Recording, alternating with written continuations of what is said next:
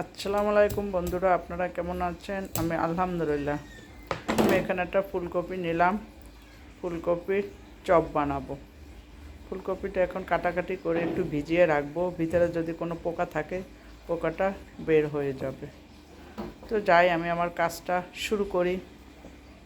ফুলকপিটা কাটা শেষ। এখন আমি ভালো করে পরিষ্কার করে একটু পানির ভিতর ভিজিয়ে রাখবো। ভিতরে যদি সবুজ সবুজ ছোট ছোট পোকা থাকে তাহলে বের হয়ে যাবে।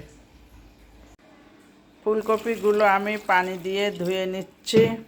একবার ধুয়ে নিচ্ছি, আর একবার ধুয়ে আমি একটু ভিজিয়ে রাখি।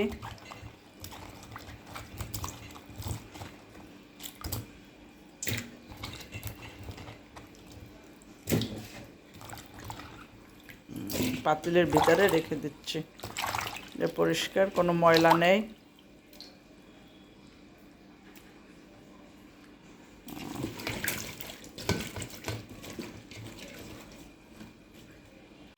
পানিতে এভাবে ভিজে থাকুক অন্তত 10 মিনিট। আমি এই ফাঁকে মশলাটা রেডি করি। এখানে 1 চামচ মরিচের গুঁড়া দিলাম, 1/2 চামচ হলুদের গুঁড়া দিলাম, লবণ দিলাম 1/2 চামচ। এখানে 1/2 কাপ বেসন নিলাম আমি। বেসনটা চেলে নিচ্ছি, ফ্রিজে ছিল।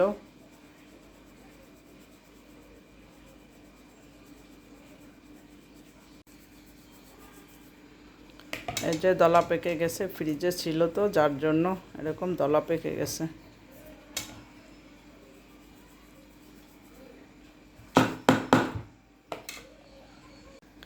এখানে মেপে আমি 1/2 কাপ চালের গুঁড়া নিলাম। চালের গুঁড়া তো ডিপে ছিল যার জন্য এরকম দলা পেকে গেছে।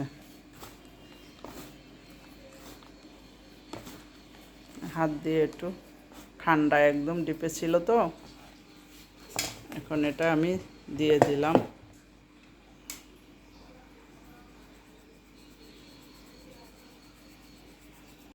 একটা ডিম দিয়ে দিলাম। ভাজা জিরার গুঁড়া 1 চামচ, ধনিয়া পেস্ট 1/2 চামচ। পানি পানি ছিল যার জন্য এটা 1/2 চামচই হয়েছে। রসুন 1/2 চামচ। এখন আমি মশলাটা ভালো করে কাঁটা চামচ দিয়ে মাখাবো। আগে মাখাই নিই, তারপরে দেখব পানি কতটুকু লাগে। যেহেতু ডিম দিছি,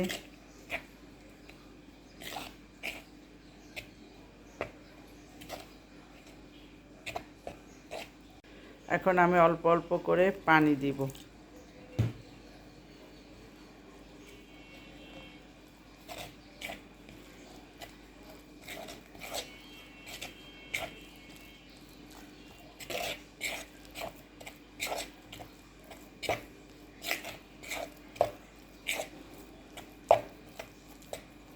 আবারও একটু পানি দিব। ব্যাটারটা ঘন হবে।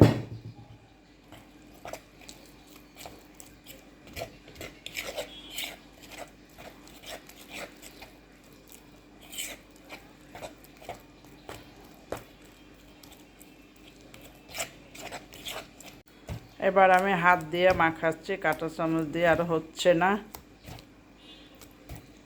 একদম স্মুথ করে মাখতে হবে।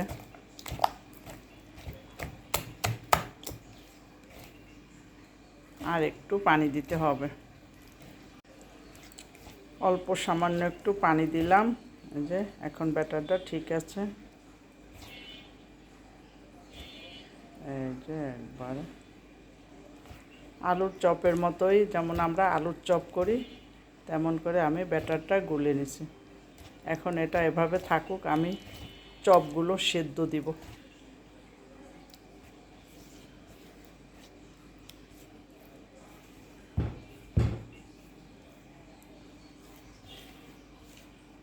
এখন ব্যাটারটা আমি ঢেকে রাখবো। আমি পাকঘরে চলে আসলাম, কপিগুলো সিদ্ধ করব। এখানে পানি দিয়ে দিলাম, সামান্য একটু হলুদের গুঁড়া দিলাম, লবণ দিলাম, মরিচের গুঁড়া দিলাম।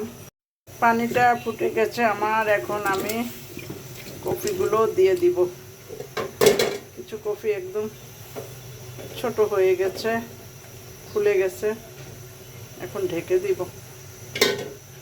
কাঁটা চামচ দিয়ে চেক করলাম সিদ্ধ হয়ে গেছে, এখন আমি উঠাবো। এটার ভিতরে ঝুড়িটার ভিতরে পানিটা ঝরুক কিছু সময়। কড়াইয়ের ভিতরে আমি তেল দিয়েছি, তেলটা গরম হয়ে গেছে, এখন আমি চপগুলো দিয়ে দিব একটা একটা করে। এখন আমি একটা একটা করে দিয়ে দিব।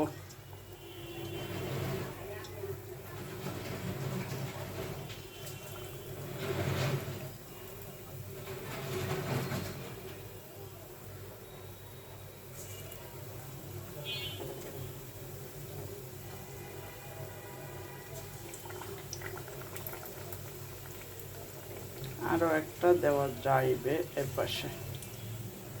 এই যে আমি কাঁটা চামচ থেকে আস্তে আস্তে সবগুলো এভাবে উল্টাইয়ে দিচ্ছি। এগুলো এখনো এটা হয়েছে,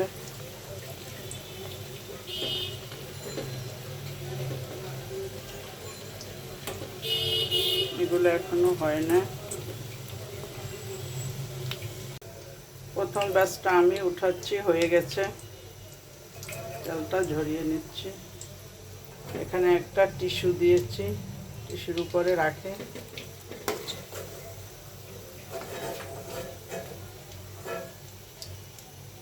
এক্সট্রা তেলটা টিস্যুর ভিতরে চলে যাবে।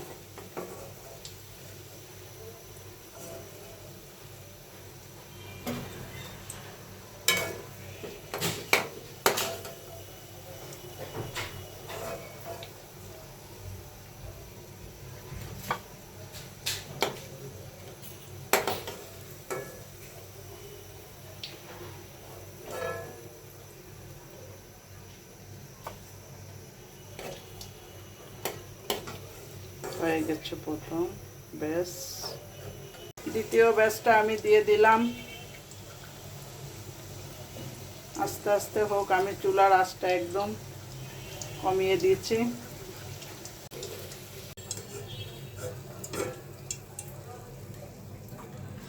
সবগুলো ভাজা শেষ। বন্ধুরা, আমার ফুলকপির চপগুলো হয়ে গেছে, দেখেন খুবই সুন্দর হয়েছে এবং অনেক ক্রিস্পি হয়েছে। আপনারা সবাই লাইক করবেন, কমেন্ট করবেন, সাবস্ক্রাইব করবেন, বেল বাটনটা অন করে রাখবেন যাতে আমার ভিডিওগুলো আপনারা দেখতে পান। সবাই লাইক দিয়ে ভিডিওটা দেখা শুরু করবেন। বন্ধুরা সবাই ভালো থাকেন। বন্ধুরা, খোদা হাফেজ।